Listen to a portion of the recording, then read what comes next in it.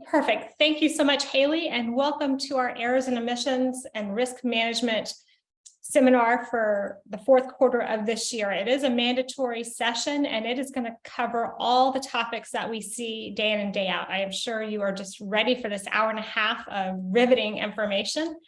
And I just came off of an hour and a half discussion on 2023 budget. So it's definitely important to listen to. I'm going to try to make it not so boring, but these are things that are happening every day, and you probably know about them already. You probably just don't think about it sometimes when you go to take an action. Everything that we're going to talk about here, I've had someone either call me about, we've had a complaint about, we have had litigation, or we have had someone call from another firm to say, hey, I just want to let you know this is going on. So this is all live action, what's happening every day. So just to get started, I want to talk a little bit about safety, because safety is important. It's not about risk management, except for it's managing your risk personally. If you don't have pre-programmed into your phone how to handle certain situations when you're out in the field, please go ahead and figure out the best way to call 911 if you have an emergency in the field. Oftentimes we don't do that, and it's really important for agent safety. I just did a presentation on how to do showing safely with one of our teams. If anyone would like that for their office or would like to learn more about it, connect with me and I'm happy to share that information as well. But I just wanted to get started by saying, take care of your own safety. That's a risk that we all need to have. And also if we come upon an accident or something, you need to know how to mitigate that. The other piece is realtor safety means you should ask for identification.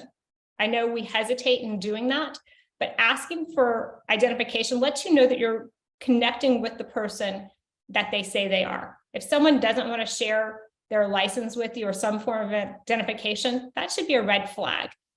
Often, I think we're not doing this, but I think we should put this to the forefront from a realtor safety perspective, and we should be considering it. And you should always have someone know where you're going.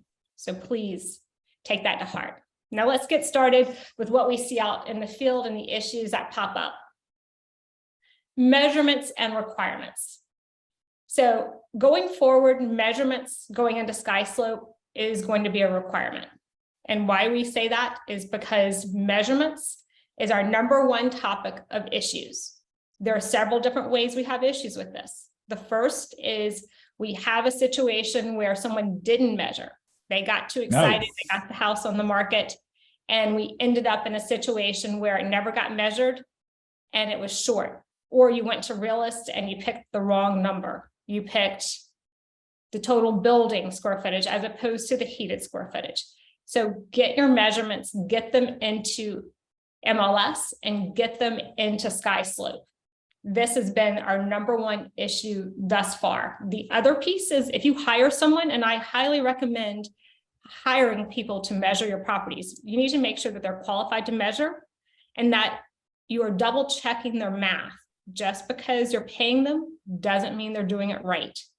And it's your responsibility even if you hire someone. So please make sure you're doing your measurements and that you are definitely getting it into sky slope so that you have a copy of it if we ever have an issue, and you're making sure that everyone realizes that you did measure.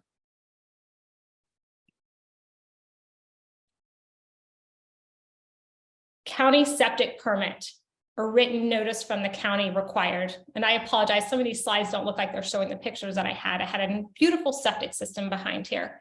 So county septic permit or written notice from county required. That's our second biggest issue. And what we're seeing there is a lot of counties, you either have to pay to get the actual permit, you have to go down to them to get the permit, or you have to email them. Whatever the method is, if you're listing a home that has a septic in it, you need to double check that permit. You need to have not just a call to the county, written verification from the county if they could not find record of the septic tank being installed. It happens because in the digitization of records, that didn't happen. But then you probably need to take that letter and put it in MLS, but you also might want to engage a septic inspector to help you identify where the septic tank is and what it looks like. Some of the issues we've seen, one, septic tank lines were cut in half. So the drain field lines by a pool. And the previous person came out and said that they were fine. But come to find out, we had to wait 8 to 12 weeks to get it resolved, because if there's a septic issue, the county has to get involved, and the county is who decides what needs to be done to fix it. The biggest issue we see is not necessarily cut lines. It is bedroom houses versus 3 or 4 bedroom houses. You cannot list a house in MLS or advertise it anywhere per North Carolina and South Carolina if you do not have the bedroom count right. If you have a septic permit that says 2 bedrooms, you need to list it as 2 bedrooms, even if there's 6 bedrooms in the house. Many agents have lost their license over not doing this right, or forfeited their license because of it. The other piece, some of you might be saying, oh, I never do anything where there's a septic tank. I always do stuff in the city. Well, in the middle of Charlotte, there were septic tanks in the past. And if someone did not decide to connect to a county line that came through, you could still have a septic system in the middle of Charlotte. So how do we clarify or figure that out? Get a utility bill. The water bill should show that there's a sewer bill attached to it. Oftentimes people think just automatically their water bill is the sewer bill, but if it doesn't say they're collecting for sewer on there, that's a telltale sign and a red flag that you do not have sewer service there. Another piece that, as I'm talking about this, came to mind is water service. Oftentimes everyone thinks we're on county water. Well, there are some special water services out there and some special groups. So make sure that you're double checking that as you are out and about. Tiffany, we had 2 questions about septic systems. What if the property is too old and there isn't a record of the county septic permit or written notice? Then we need the county to provide written notice that that's the case, whether it's an email from someone at DHEC at the county, or they have a letter. You need to have that in writing. It is not enough just to have a verbal. Okay. If there's no permit on file, do we need that uploaded in writing from the environmental health? Yes. Okay. Thank you. You're welcome. Okay. Moving on to docks. Not all of us do waterfront properties, but if we do, you need to be on a call with the docks piece that we're doing on December 13th, because Duke Power is coming out. And if you're in any of the lakes in our regions, Duke typically is regulating them. As an agent, we cannot get information directly from Duke. We need to be asking our sellers to provide the documentation they have, or to go to Duke and get it. And they may have to pay Duke to get it. Several things that you need to be looking for. There's a plaque that is on the docks and there's a number on it. That's great. But lots of things happened before the last few years out on the lakes. And so not every plaque is attached to the right dock. So you can't just walk out and say, oh, there's the plaque, we're good to go. You need to have it researched, and you need to have that seller provide the documentation. They are the only ones that can get it from Duke Power. And once you have it, you'll know that the dock was approved, and you'll be able to see the shape to make sure they haven't moved it. Because once Duke approves something, they're not approving it to change shapes while you're there. You can't add on to it without getting permission. You can't update it without getting permission. And you certainly can't reconfigure it in any way. And so when someone decides they're going to rearrange their dock, sometimes that ends up being a problem for the buyer after they move in.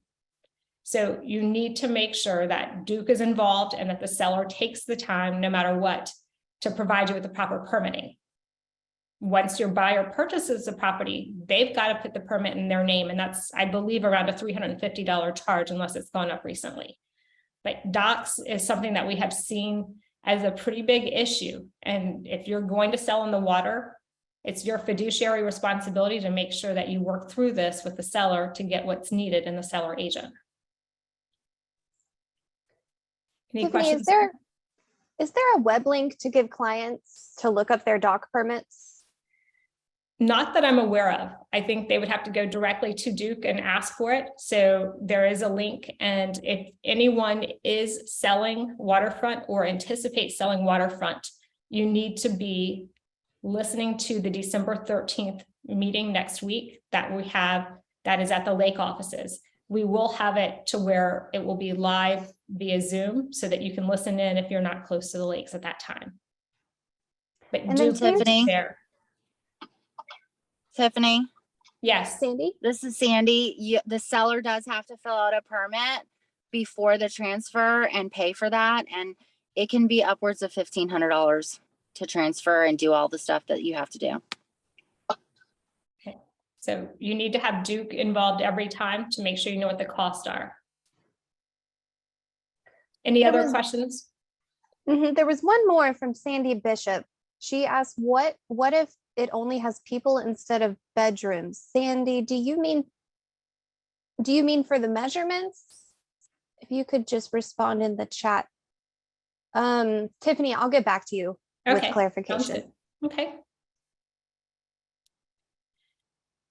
Wire fraud is the next issue. In South Carolina, there's a form that continues to be out there that is for wire fraud. If you're doing business in South Carolina, that form needs to be used with buyers and sellers and explained multiple times throughout the transaction, as it does in North Carolina. In North Carolina, it's tied to our forms now, no matter what form you're using. Wire fraud is in there multiple times, highlighted in red. We need to be cognizant that this is an ever-evolving industry, and we had the FBI speaking at one of our last meetings, but it is something that it's not just a one and done. You can't explain it when you're talking to a buyer or a seller to start with. You need to explain it every step of the way. There are not enough times that you can say wire fraud and what to expect and how to handle it, because quickly someone can get into your email and hack through, and it's your issue. We also have attorneys' offices that have been hacked through. So every time someone needs to have a physical conversation and go over the account numbers and the routing numbers with a number for the attorney that was not associated with the email where they received the wire instructions.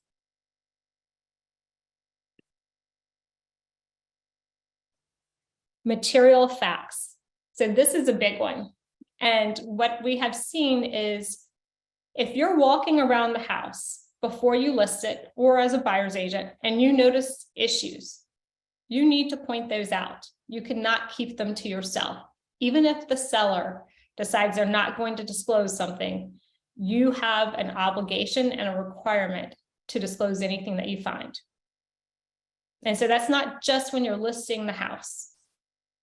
That includes when you are there and you've had a deal fall through and you've had an inspection, or there was a storm that went through and all of a sudden they have a leak in the house. You need to be advising and counseling your sellers that they need to disclose these material facts. And if they don't, it's your obligation to do so. What we are seeing a lot of and getting in a little bit of trouble for is house goes back on the market. We had an inspection and we're not disclosing material facts. You don't have to disclose cosmetic items, but if there's dampness in the crawl space, if there's wood rot, those are material facts. We're not seeing everyone do this on a regular basis, and we're getting phone calls from other agents to our broker in charges, and we're seeing where new buyers are saying you had to have known this, and we have an issue. So please make sure that you're doing your due diligence and you're providing and taking care of the material facts, because it's also your ethical obligation. We had two more questions about septic permitting. Okay. What if the permit only has people instead of bedrooms? I have not had one that said people. I would upload it into the MLS and I'd provide documentation, and I would ask for a DHEC to describe when they were doing people counts, what did that equate to from a bedroom standpoint? And if you can get that in writing, I would upload it as well. And I probably would also reach out to the septic inspectors and get them to share something in writing with you as well, based on their experience with the people to bedroom ratio. If you have a septic inspection confirming septic and the fields are okay, do you still have to get the permit if the seller does not have or can't provide it? Yes, you do, because you need to have that permit. And most of the time, the septic inspection companies want that permit to go out so that they can find and locate everything. But the tank size, as well as the number of lines and the line lengths, is an important variable to determine the bedroom counts. So you can't just rely on a septic inspection. You do need to go to the county. And if the county does not have it, you need to then have that in writing as well as the septic inspection. Got it. If you fix the problem before going back on the market, do you need to disclose? You do not in North Carolina. and South Carolina, I believe you may have to do that on the roofs. So just be cognizant of that. And then final one, should we ask the seller to agree to add the material facts in the residential property disclosure? Yes, the majority of material facts falls into the property disclosure when you look at the questions, and then there's room to write it in. And it bodes better for them to go ahead and disclose it than to hold back, because holding back provides for a much more difficult conversation than reporting it and then the buyer knowing it as they go into the contract. Got it. Thank you. Working with real estate agents and the South Carolina agency disclosure. These documents are required at the time that we are first substantial contact, not at the time that we go under contract, not at the time we sign a buyer agency or a listing agreement. When you have first substantial contact, working with real estate agents in North Carolina and South Carolina agency disclosure is required. So if your practice is to hold up until the end, you need to rethink that and provide it. Even if you don't get it signed at the time, you need to provide it and provide an explanation as to what it is. It's not good enough just to provide it. So as we are slowing down and we are looking at things, look at your process, look at your procedure, and make sure you've got this properly set up. And as you get these documents, you need to put them in SkySlope, because we have a rule that we've got to get things into SkySlope, not just because it's a RE/MAX executive rule, but because it's state rules as to what we've got to be able to provide should the regulators come knocking on our doors.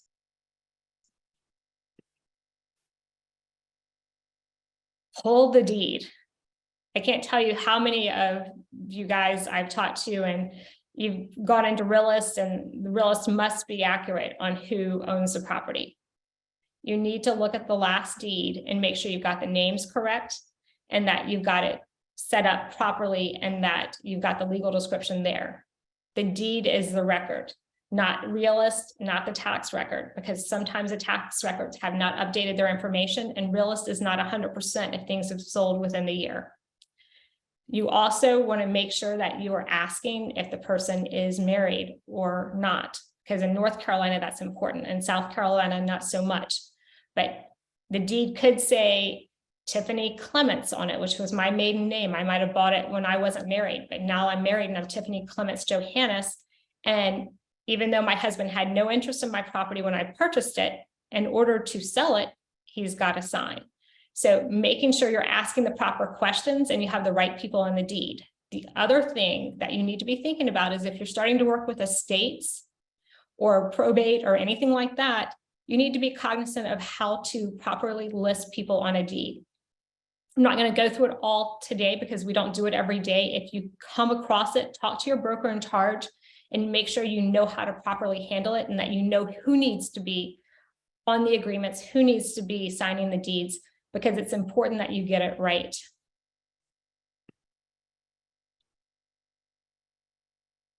Leave no blanks. How many times have admins, I'm sure, looked through our documents and seen a ton of blanks without NA in them? If you don't have NA, and I think we all get a little sloppy in making sure that we do this. In SkySlope, whether you're using forms or whether you're using zip forms or DocuSign, whatever you're using, there's a way to create a template. And the template can have an NA in every field you never use or that you might need to change. I highly suggest using templates. Anna and her team can definitely help you with this. And when we're looking at it, blanks are not acceptable. You need to use NA accordingly.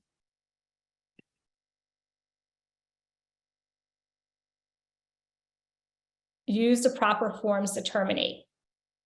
There are a lot of questions surrounding this, and so I wanted to kind of just walk through a couple of forms that are pretty common. First is going to be in South Carolina. When we look at South Carolina, this is form 313. This is the notice to terminate. And notice this yellow piece here. It says notice is any unilateral communication, whether it's offers, counteroffers, acceptance, termination, unilateral request for better terms and associated addenda and amendments from one party to the other. Notice to and from brokers representing a party is deemed notice to from the party. All notices, consents, approvals, counter, and similar actions required under contract must be in paper or electronic writing and will be effective as of the delivery of the notice to the address, email, such, and awareness of receipt by broker unless parties agree in writing otherwise. This gets you terminated in South Carolina. This is a form you should use in addition to Form 518. 518 is a release of agreement, but if you're not agreeing here, you're not officially terminating. So using 313 and 518 gets you terminated appropriately. And you can see down here, you've got the options. So you can have option 1, the buyer gets it all. Option 2, the seller gets it all. Option 3, we split it. Then option 4 is we are going to dispute and we're going to have to turn over the money to the county. So please make sure that you're using both of these forms to protect your client. This form I see a lot, which is 517.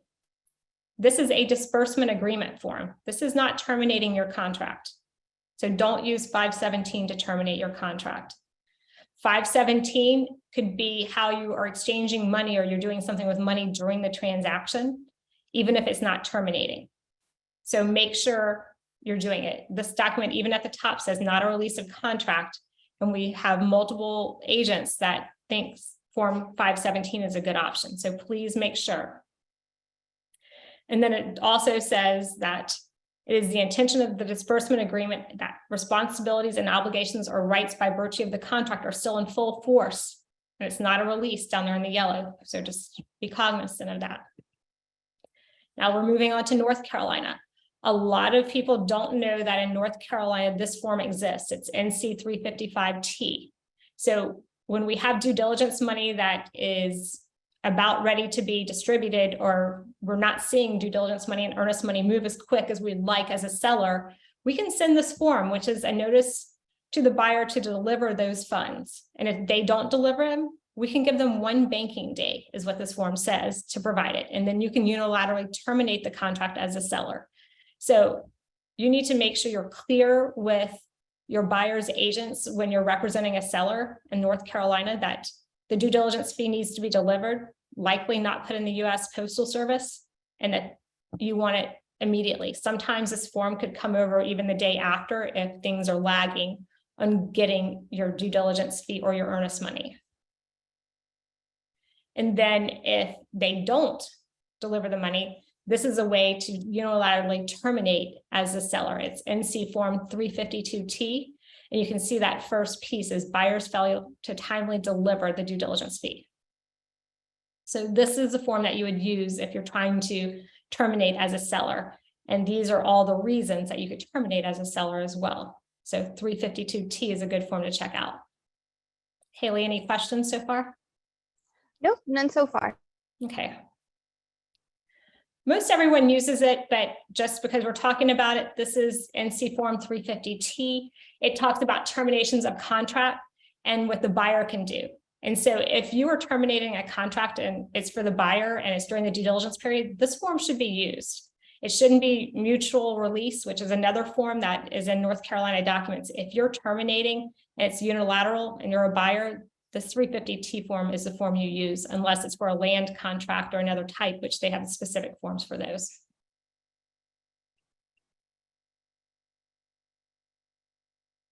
Due diligence fee versus termination fee. This is a North Carolina versus South Carolina thing. And if you're working in one state and not the other, please just let me take a second to talk to people who are on the border state of the states and are doing both. Due diligence fee is money that's due at the time of contract. It is not refundable and it's paid directly to the seller at the signing of the contract, the acceptance. That's North Carolina. In South Carolina, the termination fee is paid for the due diligence if you cancel or terminate the contract during the due diligence period. If you're canceling by 6 o'clock on the due diligence period, you're delivering to the seller a termination fee that's made out to the seller. So there is a difference, and we do not hold termination fees during the time of the contract. As agents, we cannot, per South Carolina Realtor Legal Counsel. So if you're holding termination fees, you need to stop that immediately. And you also need to know is time is of the essence. This termination fee needs to reasonably be in the seller's hands by 6 o'clock. Not you send a notice over, you call the agent at 5:55 and you have the check in your hand. So make sure you realize that, because you're going to get yourself and your clients in trouble. If there's ever any dispute over termination fee, you also need to make sure that you're advising your clients to seek legal counsel. Time is of the essence in South Carolina. North Carolina, there's some wiggle room. In South Carolina, there's not. In the contract today, they used to have that same grace period we did in North Carolina where you could pick your days. That is no longer. If you're doing something, you need to hit your deadlines. And this is an issue I hear in and out. I get a call or a text or an email at least once or twice a week on this topic. Tiffany, do you need to get in, or what do you do if the seller lives out of the country? The seller's out of the country, you need to make plans to go ahead and get the money to them, or at least to the seller's agent or to whoever is representing them here in the US. If someone is across the world traveling, it can be difficult to receive. We just need to take that on a case-by-case basis to make sure everyone has a plan as to how that money is going to be delivered and everyone's agreed to it in writing. Got it. Also, I think Jennifer had a comment. She said that we need to put the notice address on the contract in South Carolina. Jennifer, was that a question or a reminder? And Jason, okay, reminder, thank you. And Jason also suggested wiring the money, Rachel, if the seller lives out of the country. And that is it. Okay, that is great feedback. Thank you, Jason. Thank you, Jennifer. Those are things that we often leave off the contract, and you just need to be cognizant of it. And if you are helping someone wire money, you need to be very, very careful that you're not the person communicating the wire instructions. You can help facilitate it, but you need to make sure that both parties understand that they need to do their due diligence and they need to be doubly careful of wire fraud. Communication in writing. It is great to have conversations with our clients. It's great to talk to them about things, but if it's not in writing, if it doesn't say as per a conversation or per discussion, you're not doing your job, and it can bite you because people don't remember things that they need to remember when a problem comes up.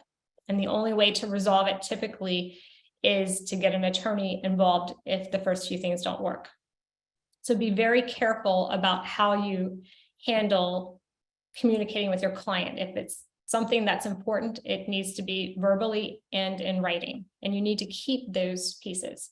If you haven't already, you should check out how to tie sky slope into your text and into your emails. If you need help with that, Anna can definitely assist you with that, but it's easier to have it all in there to start with than it is to try to go recreate the file if you ever need it. Yeah, Kat mentioned that if it's not in writing, it didn't happen.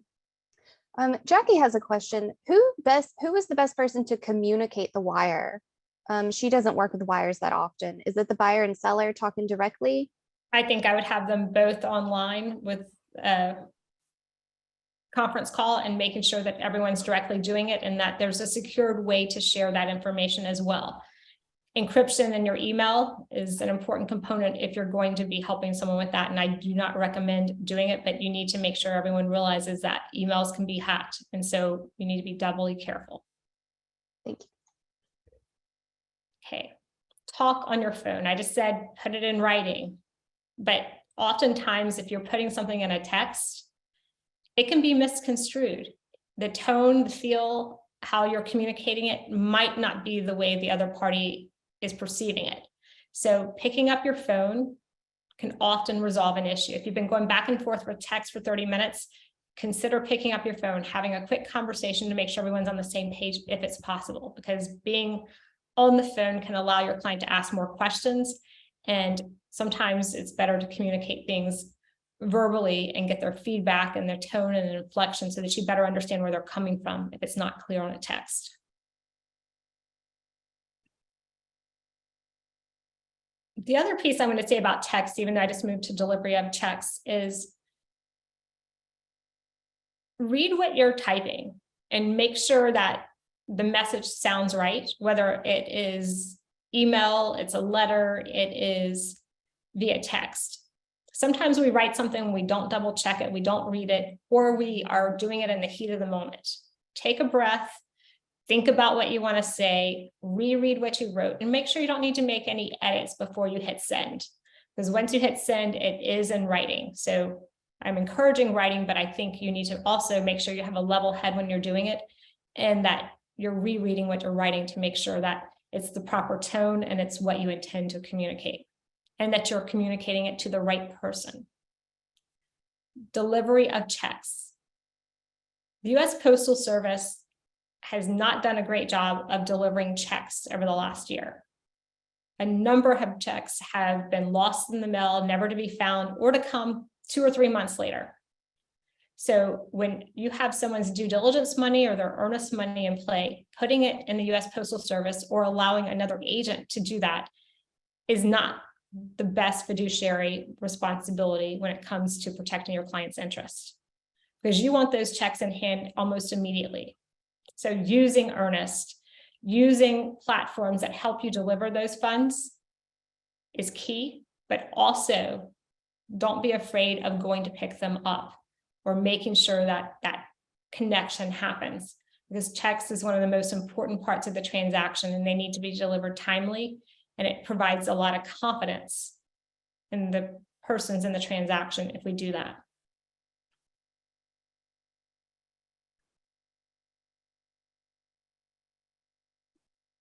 Flood zones, watersheds, and land uses.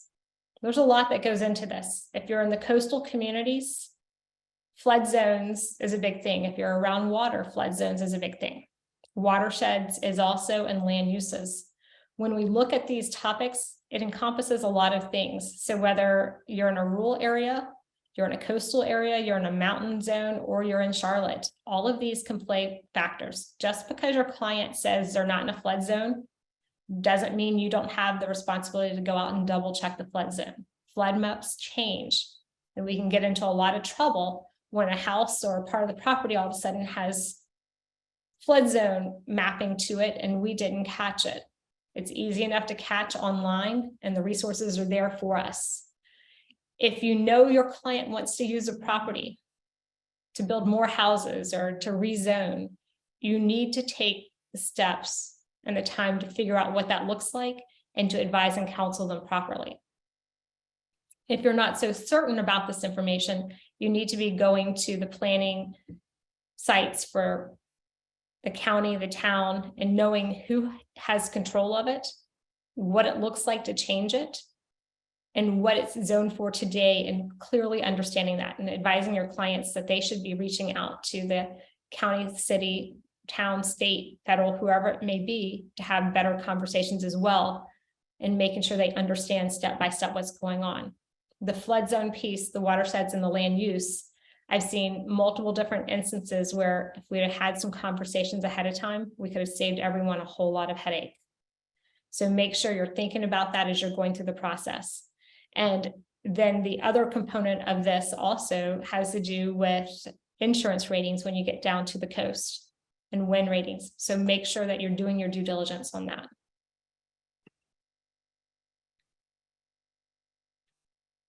Stay away.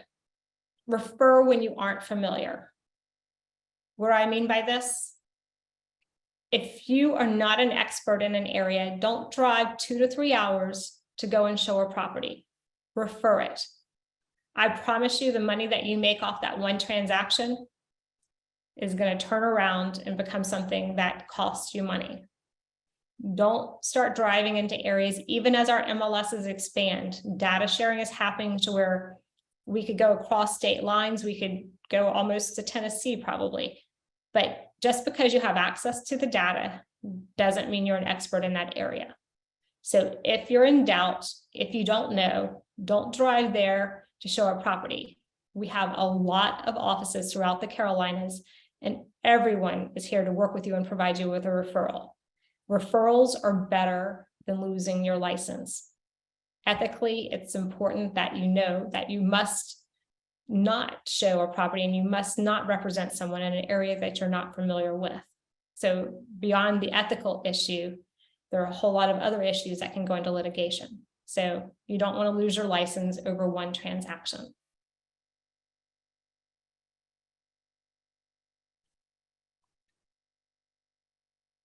Get your client's permission to share information. If you're going to share something like you have multiple offers or any detail, my client is a cash buyer, you need to get permission to share that information and maybe provide an explanation as to why you would want to share it before you do. Oftentimes we have agents calling us saying, do you have any offers on the property? Well, if you haven't had a conversation with your client, you can't disclose that you have offers or how many, and you certainly can't share the price and such. So make sure you're getting permission from your clients before you share any information so that you're keeping their information confidential. Karen, I think, had a question. She said cancer cluster disclosures. So if you are aware of any issues in certain areas, that's part of the property disclosure. And you should be completing the property disclosure accordingly or providing some information in your listing to educate potential buyers. Okay.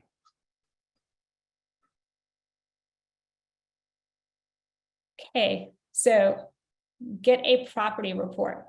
Allie has talked about this. This is part of what our title operation does, and we have QR codes that you can easily access in Real Estate Agent Portal. Allie McCormick and her team would be here to answer questions. If you have questions on property reports, so why do we get a property report? Well, we might want to know if there are too many liens and judgments in order to close a property. We might want to know if there's an issue or what's outstanding on the property, because sometimes we can correct an issue before we even get started. How many of you have ever had a deal where someone refinanced and the previous mortgage never got released, and it's still sitting out there like they owe 2 mortgages on the property? No one likes to see that when they go and they are finalizing that to happen. Guy, I see your hands raised.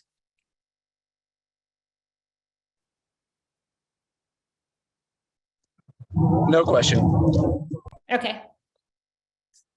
So taking the time to have Allie and her team get a property report for you can save you time and energy, whether it's on the buying side or on the list side as you're working with properties. The more you do and the more you get accustomed to it, the better it's going to be long-term in terms of getting the information that you need for your clients and making sure you're protecting them from a due diligence fee issue or just in general from a closing timeframe, because oftentimes we deal with back-to-back closings, and if you don't get a property report and there's an issue, you could jeopardize that back-to-back closing. Any questions, Haley?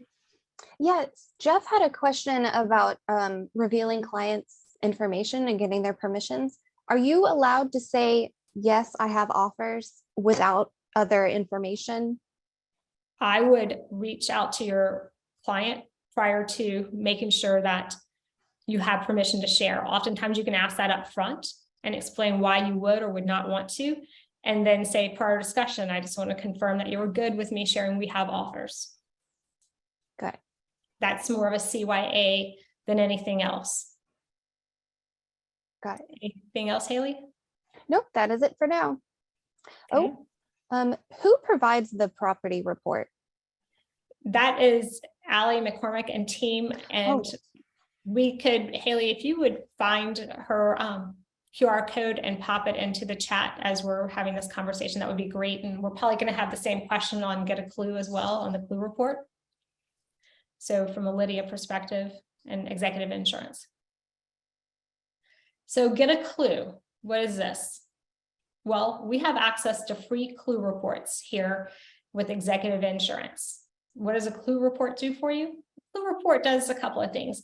It tells you if there have been any issues that have been paid out or claims on the home. And sometimes those claims can make your insurance higher, or it might make you question what's going on. Just to give you an idea, we recently had someone come to me and they had not done a clue report, and come to find out after they went under contract, they did one and the house had had a huge fire. And so they would not have known that. They would have not have gotten the documentation otherwise. The inspector saw a little bit of something, but the clue report really drove home the fact that, hey, we probably need to get a clue report. Think about it. If you're on the coastal area, clue reports would be important because lots of things happen when storms come through. Clue reports are important here in the Charlotte region or in the mountains as well, due to what if someone had a pipe leak or a freeze? Those are things that you're going to find with a clue report that allow you to investigate and ask questions and be more in the know. And you guys are the most resourceful, educated agents out there. You do more transactions than anyone else.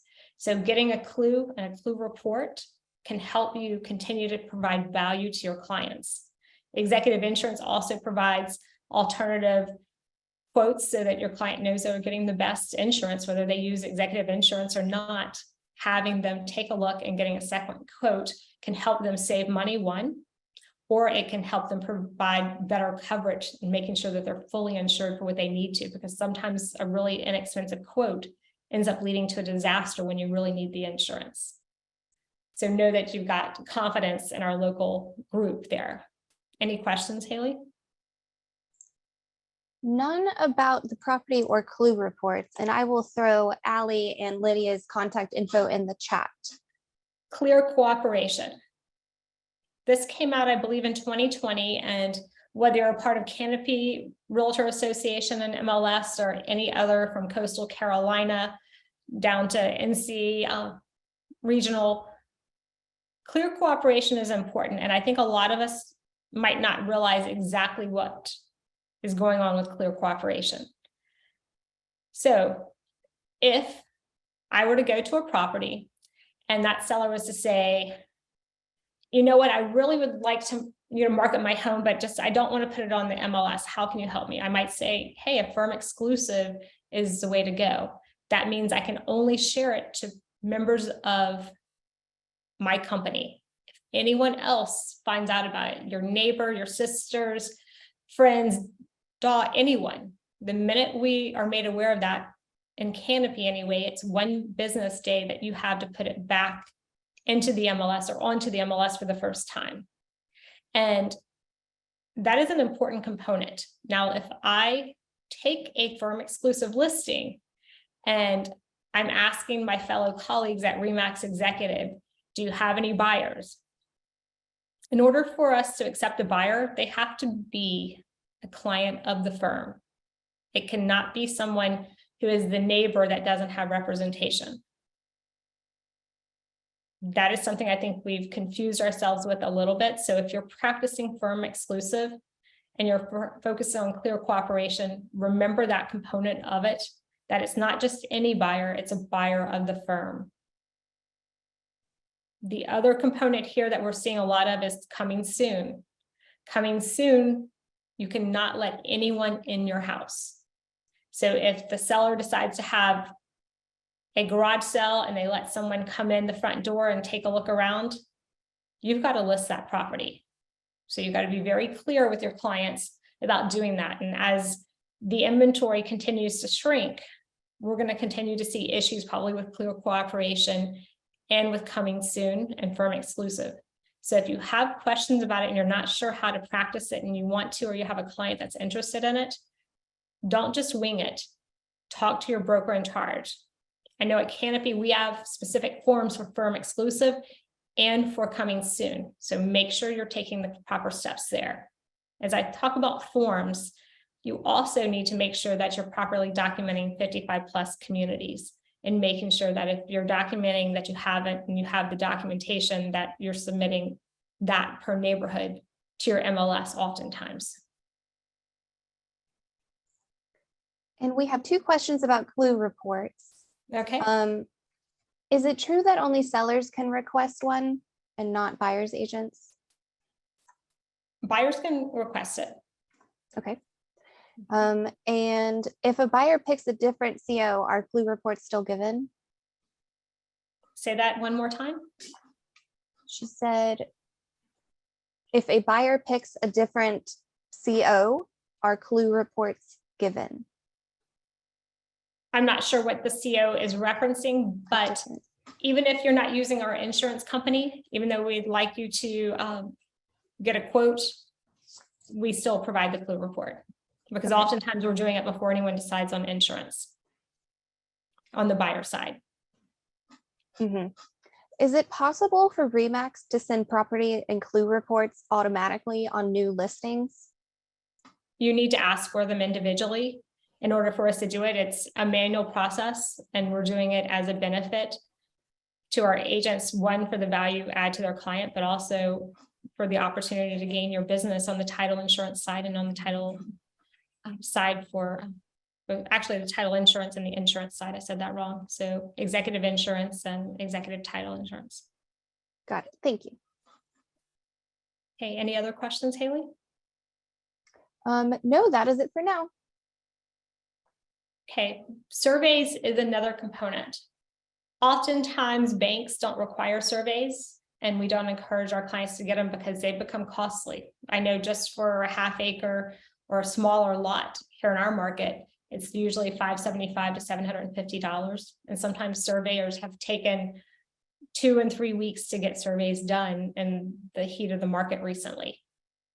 But oftentimes surveys reveal things that we cannot see with our naked eye. And you need to remind your clients that the fence could be off, but more than the fence, there could be underground utilities or easements that they need to be made aware of. Let's say someone wants to put a pool in the backyard. You say, oh, this is a great backyard for a pool, but you didn't realize that piping and an underground easement ran right through the backyard. It doesn't matter whether it's a $200,000 house or $1 million house, that can happen. I showed a house off of Ray and Colony here years ago, and my clients bought the house, but it was with clear understanding that they could not put a pool where you would want to put a pool in the backyard of $1 million+ home. So the worst and the last thing we want is for someone to come back and say, hey, I bought this property, I can't do with it what I want, because that becomes an E&O issue. So surveys definitely need to be something you're talking to your clients about and advising them as to why or why not they should be using them. And if you're not using a survey or getting a survey, the professional services disclosure form in North Carolina is a great way to document that someone did not want something and that they're waiving it, so that you have it documented that you told them about it and they said no.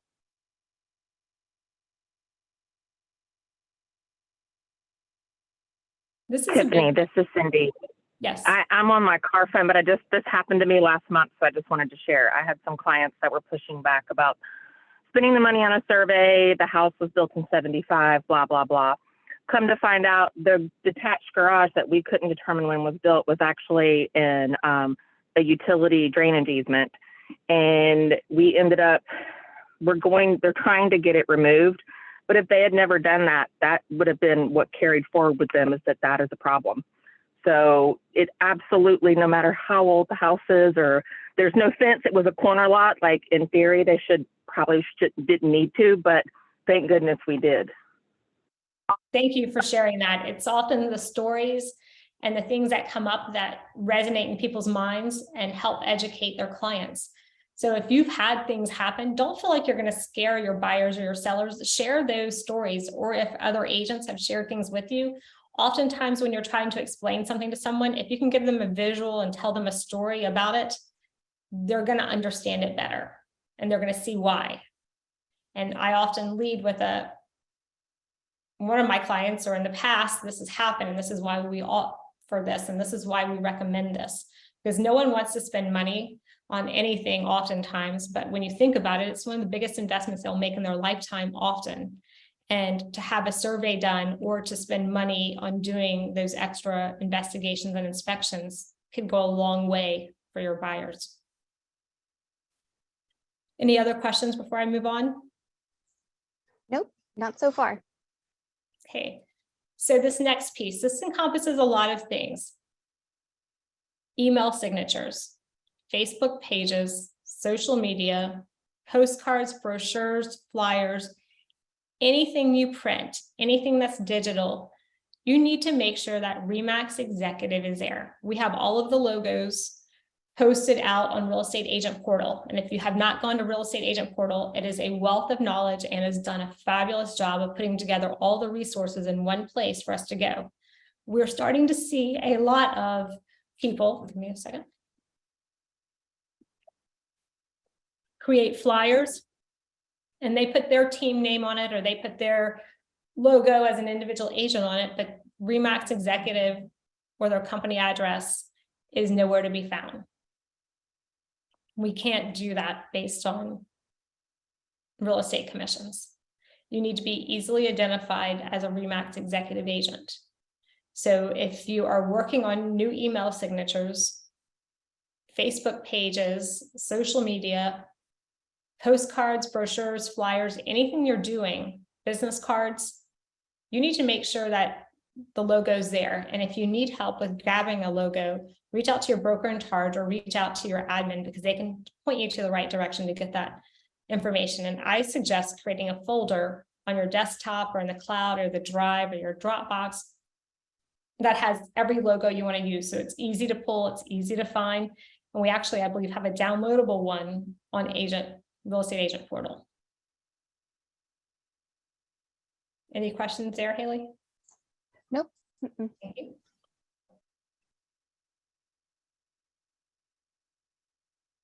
Email addresses.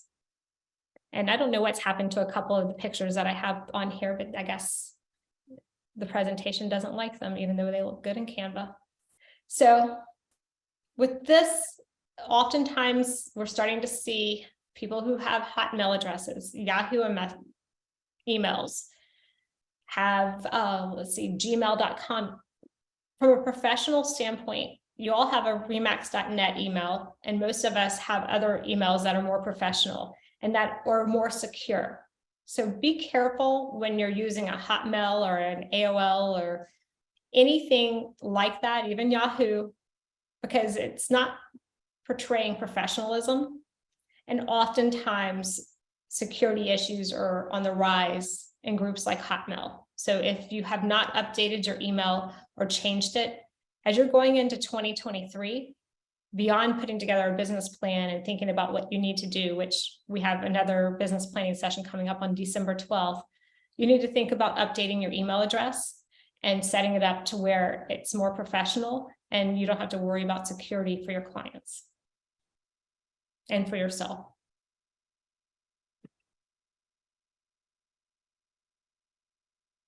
So property management.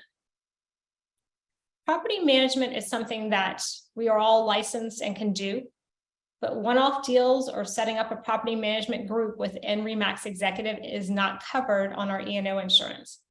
And so if you're doing property management, it needs to be outside of RE/MAX Executive, and RE/MAX Corporate has a policy that you cannot have MLS listings under another firm's name if you are a RE/MAX agent. So if you're doing property management business, it needs to be to where it's not listed on the MLS. You don't have a secondary firm on the MLS. You also need your own E&O coverage. And there are components to where you can advertise a listing, but not be a property management person for the rentals. And there are forms for that in North Carolina. So be careful in dabbling into property management. We're going to probably start seeing a lot more sellers say, hey, could you also could you rent my house out for me? You can advertise it on MLS for them, but you don't need to be vetting clients and doing property management duties as a part of that. If you're currently doing something with property management and this has made you think, should I be doing something differently? Please reach out to myself so that we can have a conversation, figure out what you're doing and how to make sure that you're fully protecting yourself and your clients. Because property management is a very quick and easy way to lose your license if you start dabbling in it and you don't know what you're doing. So please be careful there.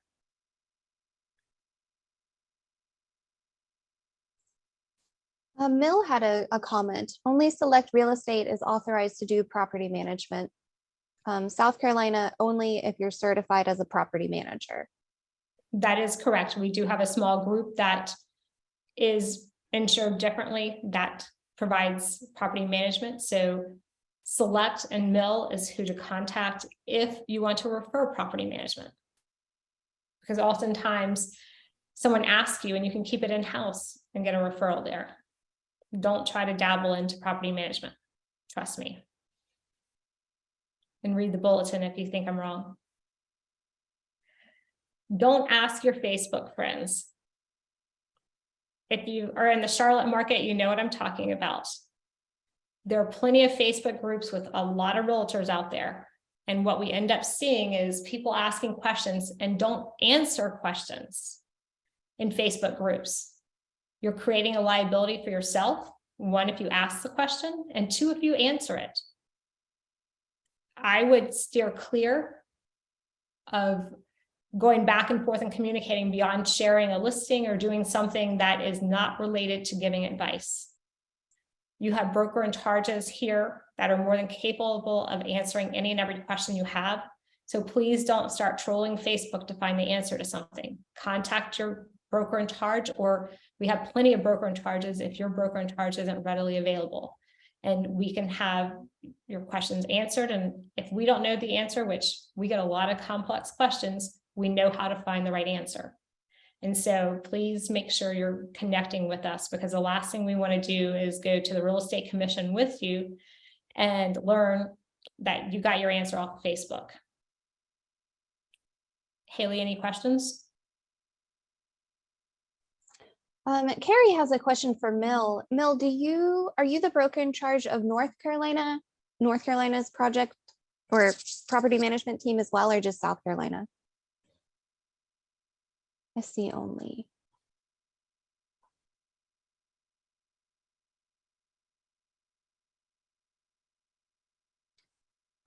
Guess Mill, if you'll just throw your if you'll just throw your answer in the chat, that'd be great. Okay. Okay. Oh. Okay, go ahead, Tiffany. Okay. We all need to think about being professional every day. I know as RE/MAX agents we are, because that's who we are. But from a standpoint of ethics, oftentimes we don't go back and read over the code of ethics and understand or look at what we need to do day in and day out, because issues don't just arise because we have litigation or complaints filed against us with NC-REC or South Carolina LLR. It can be because we've got complaints filed against us internally by another agent, another realtor, and it happens at our association level. And basically a jury of our peers has a hearing and decides the outcome. And it can be a fine, it can be just a reprimand, but know what the ethics say so that you know how to conduct yourself. At RE/MAX Executive, we're all professionals. We sell a lot of real estate. We're the top of the top in our industry. And we need to make sure that we're holding ourselves accountable and our colleagues accountable to upholding the highest of standards. And if you have questions about where to find the ethics documents, I'm happy to connect you there, because it's important that occasionally you look over them. I believe in 2024 is when we have to take our ethics again. But always remember, you need to be cognizant of following the rules. And it's not just the rules, it's your ethics that you're obligated to do. Any questions on this? Nope. Actually, I have a question about the professionalism and ethics. Does it say, is it regarding attire or verbiage? What does it encompass? The Code of Ethics covers everything from fiduciary responsibility, from reporting and sharing material facts, how you treat agents, how you treat others, and how you conduct yourself day in and day out. It's called the Code of Ethics, and it's basically a listing of things. Oftentimes I feel like we should take one at a time and just share it in our Facebook group or otherwise. And that brings me to another point. Oftentimes, if I'm getting information that I think that you guys need to be aware of or you need to pay attention to, oftentimes you might have the same access to it, but might not have caught it. I'm going to post it in our RE/MAX Executive Carolinas Facebook group. That's a place where if you have a question about what a document, anything really, as to you need help with something, you have a referral. If you're not already engaged there in your own social media, that is a way to communicate with your peers here at RE/MAX Executive across the Carolinas. And oftentimes with our 19 plus offices now, agents forget where other agents might be located. And so if you have a referral, you have a question about a different market, sharing it in the RE/MAX Executive Carolinas group, or even going and looking at our offices and real estate agent portal is going to give you a way to know who and where to get the best information. But I have talked very fast, which means that I have left time for questions. So I want to see if there are any additional questions or there are topics that you want to hear about from a risk management standpoint that we haven't talked about. Those are really the top things that I hear and see every day. And I wanted to make it top of mind for you as you're going into 2023 so that you stay out of real estate jail. I know when I first became an agent, I was with a small firm, and the first thing I did was join our association's rules and regulations committee, because I just wanted to make sure that I knew what people were concerned about and how to stay out of trouble. And so I've kind of taken it on myself to continue the path of just keeping that knowledge going. I don't know everything by any means, but I know where to find the right answer if you have a question. And I will assist all of your broker in charges if they have questions or things that they can't answer, or if you can't reach them, you can always connect with me. Haley, are there any questions in the chat? I haven't seen any other questions. I see that a lot of our other brokers in charge are here. Have y'all seen anything in your markets that you think we should discuss here? I saw Sandy, Jennifer, Jason, Mill, Bob, and Ryan. There might be some others in here as well.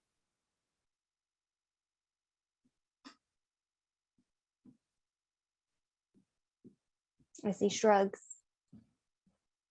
When in doubt, talk to your broker in charge.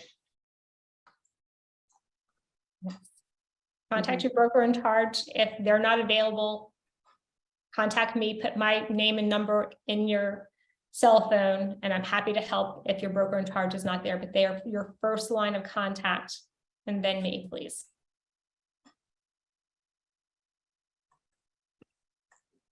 And I'm happy to say that I have completed this in an hour, and I know that you guys will enjoy having an extra 30 minutes in your day. I would suggest thinking about what I've shared here, and that 30 minutes, use it to start thinking about business planning before you go into the December 12th meeting, to where we're sharing business ideas and opportunities as to how to grow your business next year. Because the opportunity is deep when you look at what's happening in our marketplace. And as agents will start to shrink over the coming months and not pay their dues by the end of the year, our opportunity increases even in a market that has less inventory. Look at how to handle that. Get to the December 12th meeting so that you can learn more about how to really make a difference in your business going into 2023.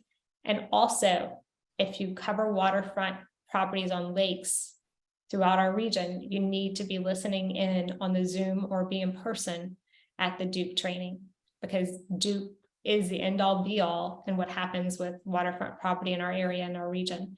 So if you're going to sell, I highly recommend that you attend it, and it should be mandatory. Thank you guys for your time. And if you have any questions, yep.